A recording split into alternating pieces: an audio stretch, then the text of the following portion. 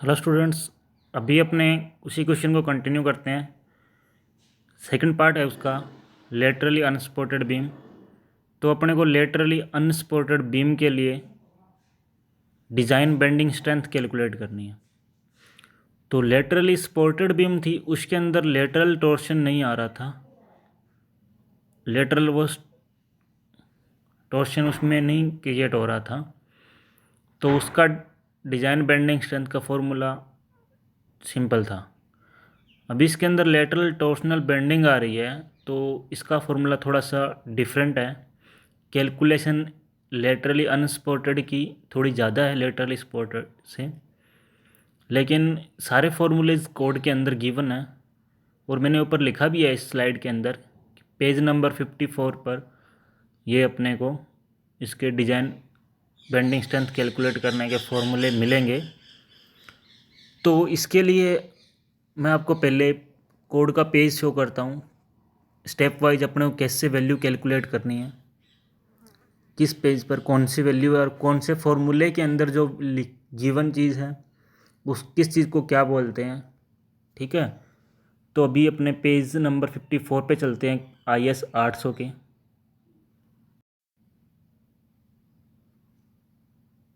So students, ये है page number 54, bottom पर आप देख सकते हो IS 800 2007 जो अपना डिज़ाइन ऑफ स्टील स्ट्रक्चर का कोड है।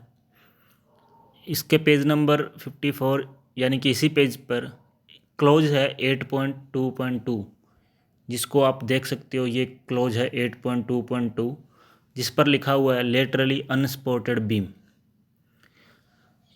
इस लेटरली अनसपोर्टेड बीम के लिए मुझे डिज़ाइन बेंडिंग स्ट्रेंथ कैलकुलेट करनी है और इसका फॉर्मूला आगे लिखा हुआ है MD = beta B ZP FBD। FBD जो है वो है डिज़ाइन बेंडिंग कंप्रेसिव स्ट्रेस। ये आप नीचे देख सकते हो, फॉर्मूले के नीचे सारी वैल्यूज़ गिवन है किसको क्या बोलते हैं।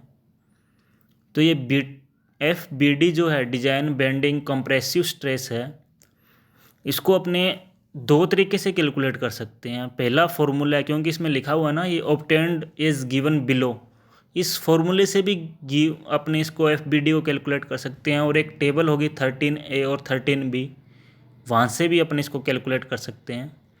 तो मैं पहले फॉर्मूले के अकॉर्डिंग चलते हैं और जो टेबल से अपने को FBD कैसे कैलकुलेट करना है वो आपको मैं बताऊंगा लेटर। तो पहले अभी फॉर्मूले के अकॉर्डिंग चलते हैं। तो यहाँ पर आप देख सकते हो FBD का जो फॉर्मूला है वो फॉर्मूला है जाई LT FY गामा M0। तो FBD की वैल्यू डिपेंड कर रही है यहाँ पर जाई पर, और जाई एक बेंडिंग स्ट्रेस रिडक्शन फैक्टर है जो लेटरल टॉर्सनल बकलिंग को क्या करता है, अकाउंट करता है, रजिस्ट करता है। ठीक है, काउंटरएक्ट करता है। तो इसके लिए ये अपने को जाई LT है वो कैलकुलेट करना पड़ेगा FBD कैलकुलेट करने के लिए। ठीक है, तो जाई का जो फॉर्मूला है वो है 1/5LT plus 5² LT minus λ² LT की पावर 0.5। तो यहाँ पर ये जाई है वो डिपेंड कर रहा है 5LT पर और λ/LT पर। इसका मतलब जाई की वैल्यू कैलकुलेट करने के लिए मुझे फाई और लैम्डा की वैल्यू कैलकुलेट करनी पड़ेगी। तो आगे फाई का फॉर्मूला भी लिखा हुआ है। इस फॉर्मूले के अंदर एक और टर्म यूज हो रही है अल्फ़ा LT और लैम्डा LT। तो अल्फ़ा LT की डायरेक्ट वैल्यूज़ दी हुई है 0.21 दी हुई है, इम्परफेक्शन पैरामीटर है ये अल्फ़ा। इसकी दो वैल्यूज़ है 0.21 है एक, और दूसरी वैल्यू है 0.41। 0.21 अपने यूज़ करेंगे रोल्ड स्टील सेक्शन के लिए और 0.49 अपने यूज़ करेंगे वेल्डेड स्टील सेक्शन के लिए। तो रोल्ड स्टील सेक्शन मैं पहले ही बता चुका हूँ आपको, दोबारा बता देता हूँ। रोल्ड स्टील सेक्शन जो ऑलरेडी बिल्ट होते हैं, और थ्योरेटिकली अपने देखें तो जिन सेक्शन को अपने स्टील टेबल से चूज़ करते हैं वो सेक्शन अपने सारे रोल्ड स्टील सेक्शन होते हैं। ठीक है, तो अल्फ़ा की वैल्यू तो डायरेक्टली गिवन है लेकिन लेमडा की वैल्यू कैलकुलेट करनी पड़ेगी। लेमडा की वैल्यू कैलकुलेट करने के लिए आगे लेमडा का फॉर्मूला गिवन है, बीटा बी अंडर रूट में है ये beta B Z P F Y upon M C R. तो बीटा बी और जेड पी एफ वाई ये सब तो अपने को गिवन है, अपने को पता है ये। एम सी आर यहाँ पर एक नई टर्म आई है तो एम सी आर कैलकुलेट करना पड़ेगा, और इस तरफ ये चेक का 1.2 Z E F Y upon M C R. और लेमडा का एक और फॉर्मूला है F Y upon F C R comma B, इसमें भी एफ वाई अपने को गिवन है और F C R comma B. तो आप इस क्वेश्चन को 3 तरीके से कर सकते हो, मैं आपको बताता हूँ। पहला तो ये है कि इस फॉर्मूले के अकॉर्डिंग चलेंगे अपने, और लेमडा एल टी तक तो ये फॉर्मूला सेम है। यहाँ आके इसके 2 केस क्रिएट हो गए। पहला ये कि यहाँ से अपने एम सी आर कैलकुलेट कर लें या फिर अपने एफ सी आर कैलकुलेट कर लें, ठीक है। अब एम सी आर क्या है, इलास्टिक क्रिटिकल मोमेंट है, जो क्लोज 8.2.2.1 के अकॉर्डिंग कैलकुलेट होगा। और F C R comma B है extreme fibre bending compressive stress, ये अपने कैलकुलेट करेंगे इसी पेज में कंटिन्यू आगे। क्लोज नंबर 2 जो है 8.2.2.1, इसमें आप देख सकते हो यहाँ पर 3 फॉर्मूले हैं इसके अंदर। पहला फॉर्मूला है एम सी आर का, उसमें भी आगे F C R comma B है। आगे सेकंड फार्मूला है F C R comma B का, और थर्ड फार्मूला है M C R comma B का। तो आप M C R 2 M C R के फॉर्मूले आप कोई से फॉर्मूले से वैल्यू कैलकुलेट कर सकते हो। और इसके अंदर लिखा भी है कि अगर पहला केस यूज करेंगे वो simply supported prismatic member with symmetric cross section, ठीक है। सिमेट्रिक क्रॉस सेक्शन होगा, प्रिज्मेटिक सेक्शन होगा, उसके लिए अपने ये फॉर्मूला यूज़ कर सकते हैं। सेकंड में भी सेम लाइन लिखी होगी, आप देख सकते हो। Following simplified equation can be used for prismatic member made of standard rolled I sections welded doubly symmetrical I section, ठीक है। तो अपने यूज कर सकते हैं ये फॉर्मूले। ऊपर वाले फॉर्मूले से नीचे वाला फॉर्मूला एक थोड़ा सा इजी पड़ता है, क्योंकि आप पहले अपने सेकंड वाला थर्ड वाला फॉर्मूला देखते हैं, एम सी आर वाला फॉर्मूला देखते हैं। तो उसमें देखो पाई स्क्वेयर ई आई, आई के पेयर में वाई है, H F divide by 2 L L T square 1 + 1/20 L L T upon R Y divide by H F upon T F का स्क्वेयर की पावर 0.5। यहाँ पर जो टर्म्स हैं वो सारी अपने को पता है। पाई स्क्वेयर यानी कि पाई की वैल्यू 3.14 होती है। ई है जो वो है modulus of elasticity of steel, ये अपने को पता है 2 × 10⁵ न्यूटन पर mm स्क्वेयर।